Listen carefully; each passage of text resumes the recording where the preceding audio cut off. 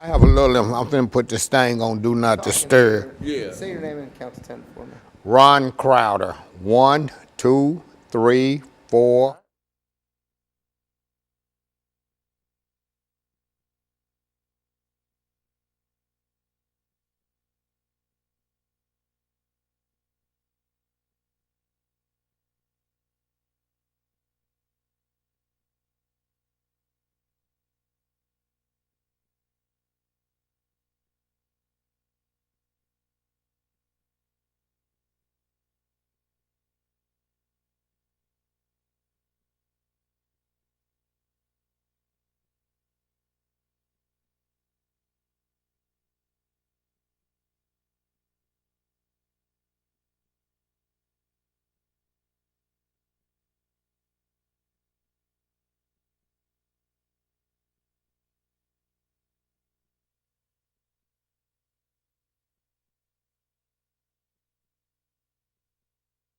And I had my telephone off on.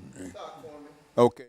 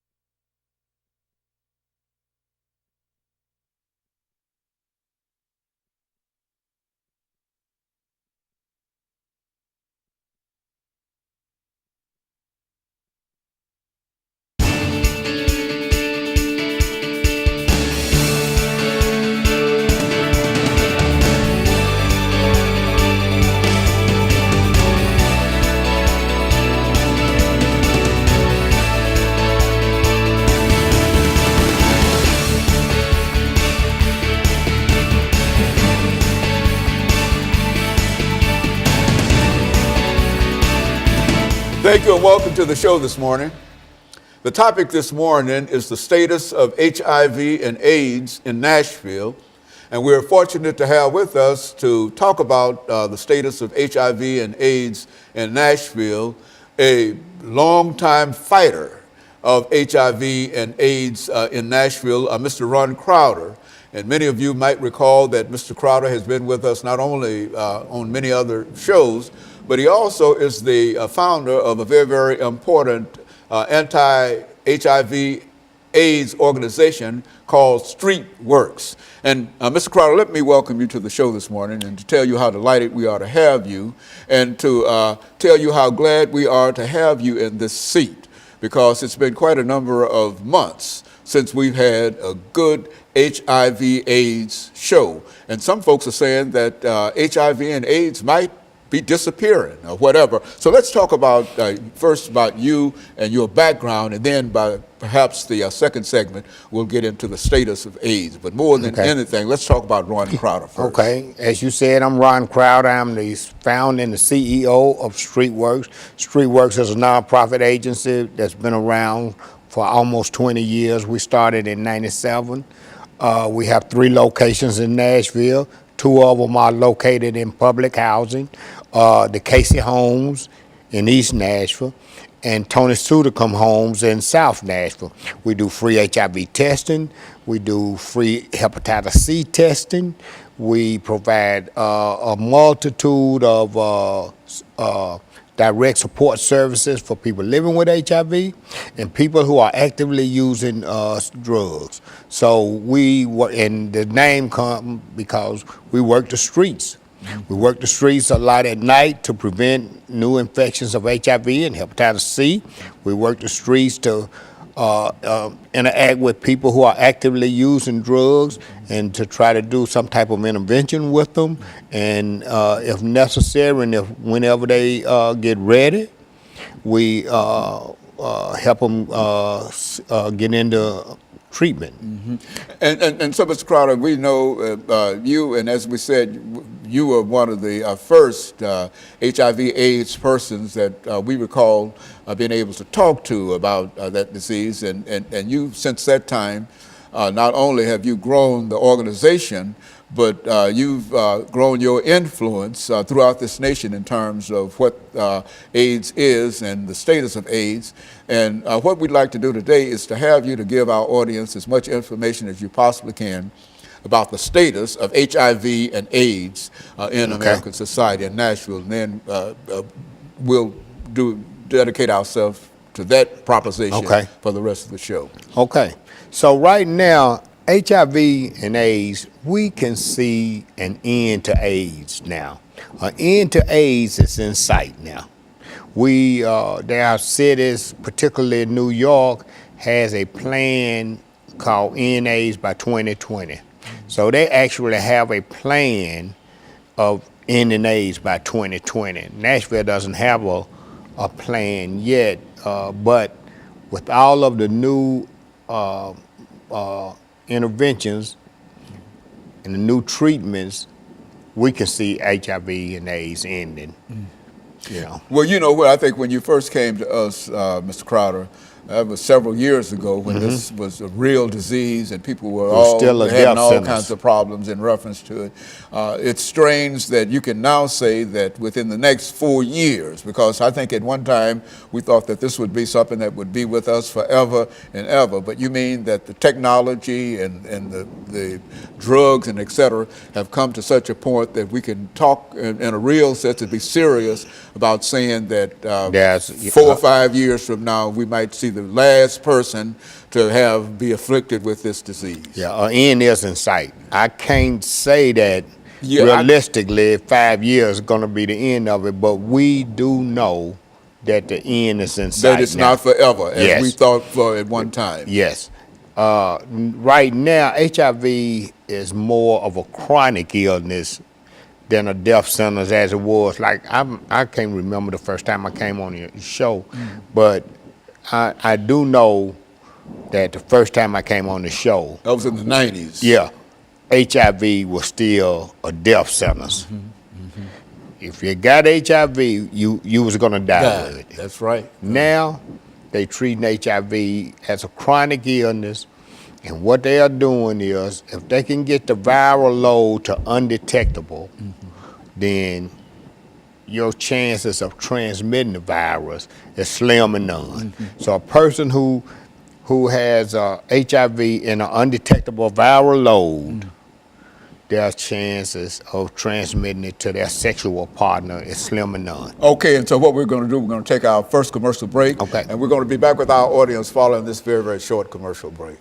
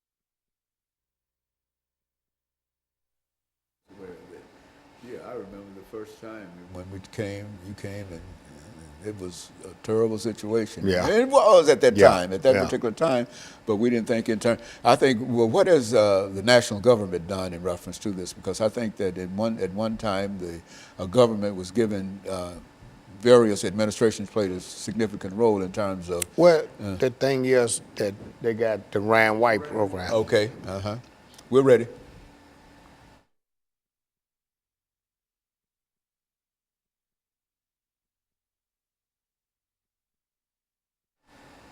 Thank you and welcome back to the second segment of the show for today. We're talking to Mr. Ron Crowder, and he's given us some information in reference to the status of HIV and AIDS in Nashville. And Mr. Crowder, I would imagine when we talk about the status of HIV and AIDS in Nashville, we can generally say the same thing in reference to that if this is current in Nashville, that this is probably the same situation everywhere. That's why we wanted to approach it from that perspective. Well, Nashville is a little unique in that, number one, we're in the South. Right now, it's approximately 21,000 people living with HIV in the city. About 200 people get infected each year. While HIV in Nashville is down by approximately 30%, and it has been over the last 4 or 5 years, we still are the 22nd city, number 22 in the United States with the highest HIV rate. And that's due to poverty, being in the South, lack of education, lack of appropriate health care. That's a lot of many reasons. Drug use. And drug use is a good segue for what I need to say now. Right now, although needle exchange is not legal in Nashville, we know that needle exchange reduce HIV rates in the injection drug use population. So StreetWorks, you know, we just had to be proactive on that front. So we do provide sterile syringes for people who are actively using. While we don't condone drug use, we do know that they're going to use drugs whether they have clean needles or not. So in order to reduce HIV infection rates, we provide sterile syringes for people who are actively using, but we also offer them information and try to help them move to get into drug treatment. And we do that. Also the same thing with hepatitis C. We have probably 50 or 60% hepatitis C positivity rate in our testing. Now, what do you mean when you say HIV and this? You've got another disease that you hepatitis C. Hepatitis C. Now, what is that all about? Hepatitis C is a disease that affects the liver. So people like me, I had hepatitis C. The good thing about me, and I've just been blessed by the Lord, I was able to stick around, or the Lord kept me living long enough to see a medication that come through that people could tolerate. When I first came on the show, I had hepatitis C, but the only drug they had was interferon, and it was horrible. People would rather die than to take that drug, and a lot of them did. But now they have a new drug on the market that clears hepatitis C in 12 weeks. You take the pill for 12 weeks. Granted, I'm still blessed because I'm a veteran, but the pill cost that 12-week supply of that drug cost $96,000. But because I'm a veteran, I was able to get it. And a lot of people is able to get it too. One way or the other. But there's still several people that drug is out of range for them. But thank God that I'm cured of hepatitis C. A lot of my friends died with hepatitis C because they had cirrhosis of the liver. But also, the other thing is, if we can get, and people talk to me about all the time, aren't you promoting drug use? And I say, look, no, we're not promoting drug use because we give away clean syringes. They're going to use drugs anyway. One way or the other. Whether they have to use a sterile syringe or whether they share a syringe with somebody else, they're going to shoot the dope. And my job is to keep them healthy, long enough that I can get them the help that they need through drug treatment. And so that's why we do needle exchange. The other thing, and I was going to say, yeah, Nashville is the 22nd, number 22 in the country for HIV infection. We have approximately, I said, 21,000 people. The other thing was the reason we can see the end of AIDS is because they have a new intervention called PrEP, P-R-E-P, and that's pre-exposure prophylaxis. It's kind of like the morning after pill. So now people in high-risk situations, and it's particularly men who have sex with men, they can take a drug called Truvada, and it will prevent them from getting HIV. Now, don't get me wrong, I'm not saying, hey, go out and have unprotected sex, or but what I am saying is that undetected viral load with PrEP, that's why we can see it now. Because people with undetectable viral load, which I am a person living with HIV and have been since the 80s, my viral load is undetectable, so the chances of me transmitting HIV to a sexual partner is slim and none. And when I say slim and none, they done studies, and there's been no seroconversion among discordant couples. That means one positive, one negative couple with undetectable viral load. And it's strange that on my way here today to do this show, they was talking about organ donation of people who are HIV positive. This is how we know HIV, the end of AIDS is near, because now HIV positive person can donate an organ. They can, not only can they donate an organ, they are now receiving organ. Before they wouldn't even give the blood. I mean, not the blood, but they wouldn't even give a HIV positive person an organ, because they were like, oh, he got HIV, he gonna die anyway. Why would we give him an organ? So, man, this is really some exciting times in the HIV/AIDS world. Okay, and so what we're going to do, we're going to take this final commercial break, Brother Crowder. Okay. Crowder. And then we're going to, Crowder. I know. And then we're going to come back and we're going to have our final segment. We'll be back with our audience following this very, very short commercial break.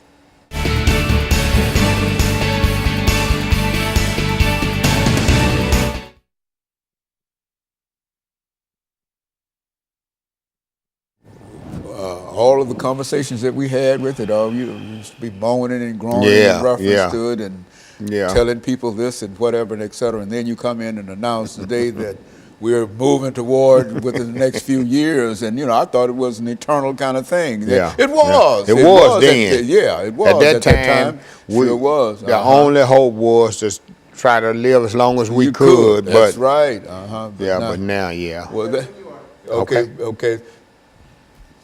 Okay.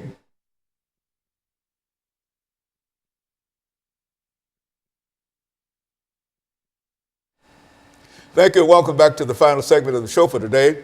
We're talking to Mr. Ron Crowder, and he's giving us some information in reference to the status of HIV and AIDS in Nashville. And I think I must say up front, Mr. Crowder, that the information that you have reported today is very, very positive and well hoped for information, because I can remember when you came to me and dealing with the same kind of situation, and it was moaning and groaning, not only in reference to what happened in Nashville, but all over the world in a real sense. And now you're telling us that there's a possibility that we might see the end of AIDS within the next half decade or so. Yes. Go on, talk about it.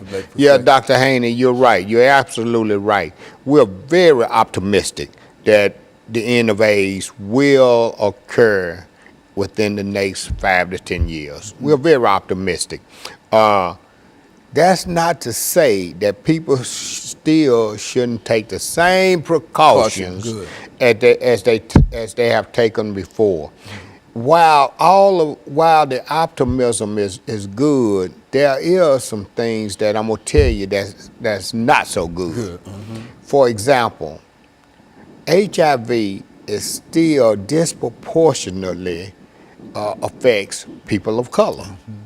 People of color who get HIV seem to get sicker quicker, and they die sooner. Now, amongst men who have sex with men, the infection rate is out the roof. I mean, the CDC has given statistics that says 1 in 2. That's 50%, man. Of men who have, particularly African American men. This is African American men, young African American men will get it. 1 in 2 will be infected with HIV. Now, Nashville Cares, Street Works, and Neighborhood Health received a grant from the CDC in the amount of $3.8 million over the next 5 years to combat HIV in the young MSM, the young black MSM community. What we plan to do with that grant is to create a one-stop shop for MSMs where they can come and receive all of their services under one roof. So we are in a collaboration to make that happen. We've not yet solidified the space, but we're in negotiation. Well, Nashville Cares is in negotiation with a realtor now to secure the space. But we just started our 2nd year of this grant, and it's going well. So again, like I say, it's some exciting times now. The federal government finally got it right. Okay. And now they putting their resources to follow the epidemic. So the epidemic is the greatest need is in young black MSM. So, and that's where they're putting their money. MSM. What do you? Men who have sex with men. Is that MSM? Men, that's yes. Men who have sex with men. Now, some people think that's a derogatory term, and you know, I just left a conference in Florida, the United States Conference on AIDS, and they was using gay and that other word we used to use a long time ago. I think those words are derogatory, queer, gay, and all of that. But apparently, in other cities, they think MSM is derogatory. I mean, you know. But it's a matter of what you call it. Yeah. But in a real sense, the disease itself, it has been mitigated in a real sense to such a point that it is possible to think about the end of HIV and AIDS. We see it. It's in sight. It's really in sight. Yeah, well, that's one of the most encouraging things that I've heard about it. Yeah. I didn't know that. You know, Yeah. I think it's been a long time since we had a chance to talk to you about it. Yeah. But the very thought of being able to end it, and this is not only for Nashville. We're This is talking about yes. all over the world. You Absolutely. see? And I understand it has been a tremendous problem in some parts of Africa, for example, and other parts of the world. Yeah. Now, you know, third world countries and places like Africa and things, I'm not sure if they're going to be on land with it ending like that, but whatever happens here, I'm sure it'll eventually get there too. Because now you still have mothers breastfeeding, and you know they just don't have the resources that we have. So, but eventually it'll get there. Yeah, we Nashville is doing some excellent work around prevention, around EIS, which is Early Intervention Services, finding people who are who have HIV and don't know it. So we aggressively look for those people because probably, I don't know the percentage right off the top of my head, but most of all new infections occur amongst people who have HIV and don't know that they have it. So the key to ending HIV also lies in finding those people who are HIV positive and don't know that they're HIV positive. Also, finding the people who are HIV positive for whatever reason who has fallen through the cracks. Okay. So what we need to do is find all of those people, get them into treatment, get them treated where their viral load will be undetected and they won't be at risk of transmitting the virus to other people. And so that's what we're trying to do. And then you can say that you've defeated HIV and Absolutely. AIDS. Absolutely. And I tell you, this is a real optimistic report for me to hear, because everything that we've said up until this point has always been doom and gloom in reference to it. And are you sure that a lot of folks understand that? Because I think that there are a large... Well, it's still people, because just like you didn't know, imagine how many other people don't know. Imagine how, man, we if still you don't got have people in contact stuck. and know about the disease and discuss it and et cetera, there's no way that you might know it, and you might have some information from long back, and that information no longer applies. Is that that is correct. That's a good statement. The thing is now, early detection and early treatment. The sooner we can get them detected, as soon as we can detect the disease, the sooner we can get them into a treatment. That's the key. That is the key to ending this epidemic.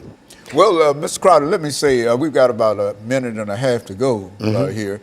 And I can say one thing, that the way you've been working with it and the efforts on the part of your organization, StreetWorks, I think we can say that in Nashville, I'm not sure about what it means in other places, but in Nashville, I think that you played a very significant role in helping to move people toward where we stand now. You and Nashville Cares and a couple of other organizations, Miss Morley's organization, and the Women with AIDS, and et cetera. The First Response Center. Okay. Reverend Ed Sanders. Ed Sanders, certainly. And I think that all of you played such an excellent role in terms of not only making us aware of it, but being out there, and I know you've had fairs, and you've been at this kind of conference, and anywhere if there's a group of people in the parks or whatever, there you and your group is. And so I think that we can say that over the last minute that we have here, that we're glad that we have you. And I'm glad that I thank the Lord for allowing me to do this work. This is the most rewarding work. Like you say, sometimes it was doom and gloom, but I'm glad I stuck in, because now there's a light at the end of the tunnel. And let me give our information real quick before we go off the air. 20 seconds. Okay. StreetWorks, 615-259-7676.